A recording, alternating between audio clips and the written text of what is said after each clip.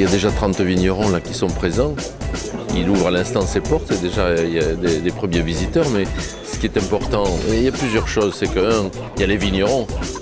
Aujourd'hui, dans le concept du Salon des vignerons, je me demande si ce n'est pas le plus important, le fait de pouvoir discuter avec des vignerons authentiques du Bordelais et de l'Aquitaine qui viennent parler de leurs produits comme si on était dans leur cave en fait.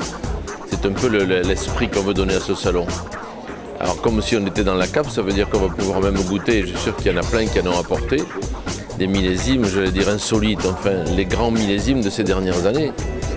Moi j'avoue qu'on a apporté des 2010 qui ont 4 mois de barrique, qui viennent de naître, un millésime complètement exceptionnel. Mais comme on a dit la même chose avec 2009, et ben voilà, la nature a fait que pendant 2 années, on a fait 2 grands vins, 2 grands millésimes. Alors, quelle chance aujourd'hui, pour nos vignerons en tout cas, mais à l'arrivée surtout pour les consommateurs, de pouvoir venir au salon aujourd'hui et demander aux vignerons de goûter 2 très grands millésimes qui vont marquer un peu l'histoire, comme ça a été le cas.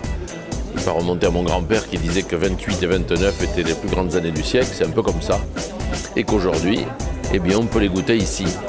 Alors il faut venir parce qu'on va y trouver l'accent du Bordelais, de Gascogne, du cognac des Charentes et de tous les grands vins du Sud-Ouest avec toute la diversité. Et elle est forte, elle est grande, elle est riche. Et que pour ce week-end, là, je trouve que c'est une sortie formidable. Le temps est un peu gris, le ciel est un peu triste, mais ici non. Ici, il y a du bonheur, et du bonheur gastronomique, il y a des gens qui vont en parler.